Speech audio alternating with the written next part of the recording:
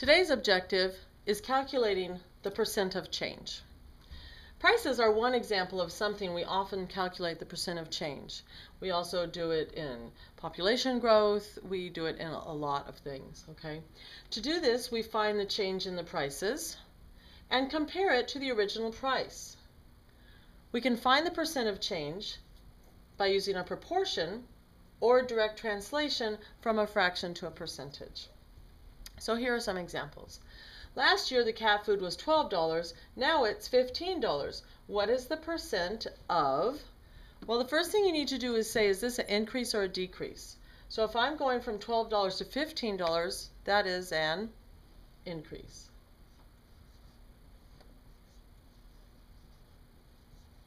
Okay, so here's our steps. We're going to find the change in price. Delta, this is the Greek, it looks like a triangle, it's the Greek letter delta. That means change in math. When you get to higher math, you'll use that a lot.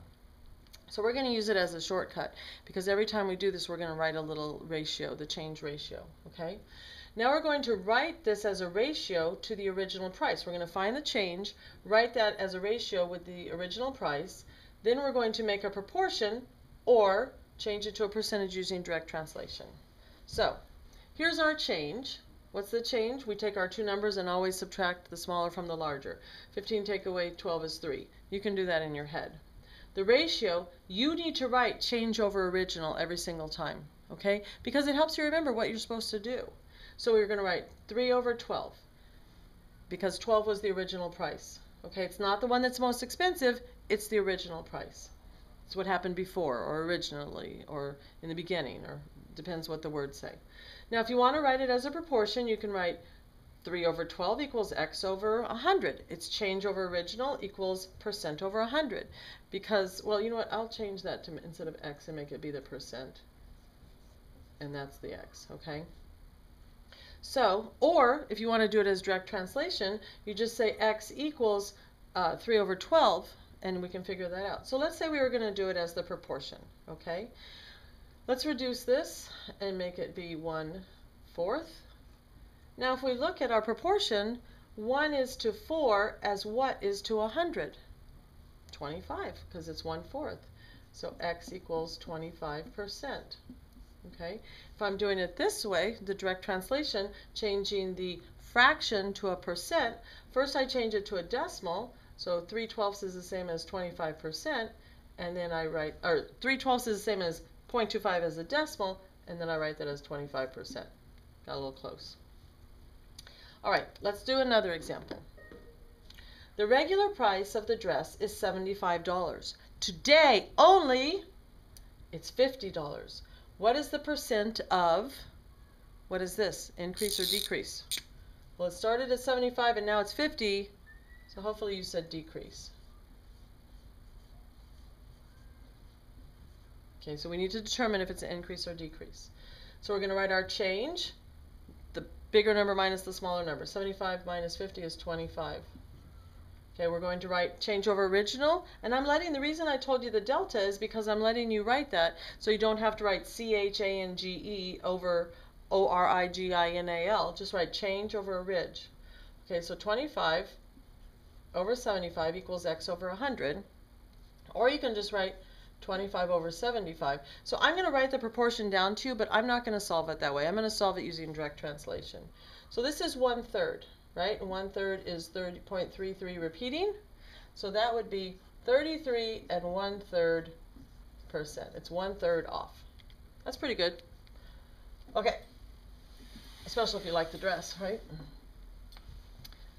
Here's one more example that's like that, and then we're going to do two that are more challenging.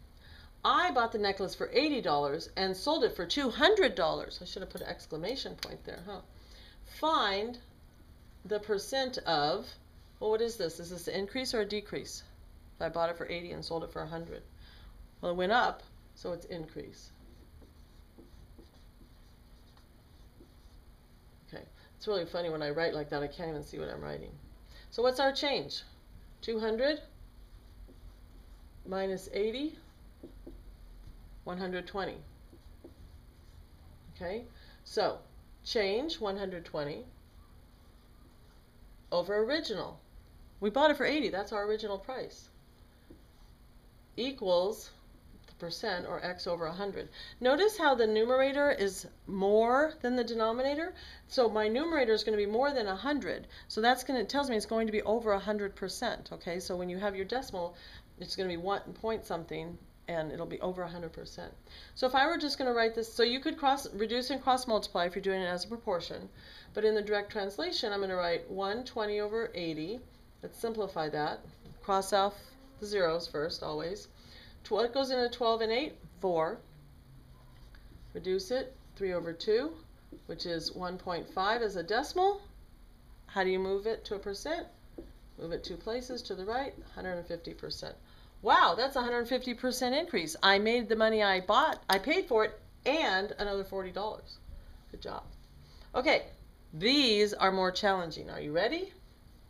The coat was on sale for $15, which was a 40% decrease in price.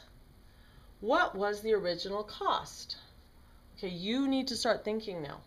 So we're going to write our proportion because it helps us figure things out.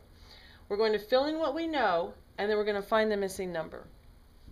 So it's change over original equals percent over 100. Well, how do I find the change? I take the bigger number minus the smaller number. Well, if it's on sale for $15, was the original price higher or lower? Hopefully you said higher. So to find the change, I have to write x minus 15, and it's over the original, which I don't know, so that's x. And it's 40% decrease, so the 40 is the percent that goes here. Now, this is a proportion. I'm just going to simplify this side. You may not simplify if there's an addition or subtraction sign in either of the terms, so I cannot cross off those x's. But I can say that this is 40 over 100, reduces to 20 goes into both of these. 20 goes into 40 2 times, 20 goes into 100 5 times. Now I'm going to cross multiply. Okay, so I'm going to go 5 times the quantity of x minus 15. I'm going to write it over here because I don't have a lot of room. Equals x times 2. Do the distributive property. 5x minus, what's 5 times 15? Well, 5 times 10 is 50. 5 times 5 is 25. 50 plus 25 is 75. Equals 2x. Now, I'm going to subtract the 5x from both sides. Go up here. I have negative 75 equals negative 3x. So don't be freaked out that you have a negative on the left, because you also have a negative on the right. And when you divide, negative divided by negative is positive. Divide by 3, negative 3. Divide by negative 3. Oopsie, I didn't mean to do that. Divide by negative 3. Negatives cancel each other out. 3 goes into 75. How many times? X equals 25. So originally, my coat was $25. I think it was a light coat. Let's do one more that we have to think about. So look at that, cross multiplying with the x's and everything. Those are like we did the proportions before. I bought a rug for $45, then saw it at another store for 65% less than the price I paid. I think I need to go return it and buy it at the other store. What was the other store's price? Okay, write your proportion. Change over original equals percent over 100. Fill in what we know. Well, the change is, if it's 65 less, then 45 is my bigger number. So I'm going to say 45 minus x over 45, because it's my bigger number. And it's 65% over 100. Okay, once again, I may not simplify this 45 and 45. Okay, because these are terms, and you cannot simplify terms. You can only simplify factors, which are things being multiplied, or just by themselves. You can't simplify anything being added or subtracted. But I can reduce the 65 and the 100, right? 5 goes into this how many times? 13. 5 goes into this how many times? 20. And now I can simplify the 45 and the 20, or you could have done that first and done the 45 and the 100. 5 goes into this 9 times, 5 goes into this 4 times. All right, I cannot simplify this 9 and the 45. I really need you to understand you may not simplify something that is a term. It's being added or subtracted. Cross multiply, always with the x first. 4 times the quantity of 45 minus x equals 9 times 13. Let's do the distributive property. 4 times 45. Well, I know that 2 times 45 is 90, so if I double that, I get 180 minus 4x equals 9 times 10 is 90. 9 times 3 is 27. Add those together, 117. Subtract 180. Negative 4x equals, let's do it up here, 180 minus 117, plus it out, 63. Negative. Divide by negative 4. Can you see that? Divide by negative 4. X equals 63 over 4. 4 goes into 60 15 times, and with 3/4 left over, which is in decimal land, 75 cents. Oh my gosh! It was $15.75 at the other store, and I paid $45 for it? I'm returning it and buying it here. Maybe they'll match the price if I show them the receipt. Anyhow, these are a little more challenging to make you think. That's it.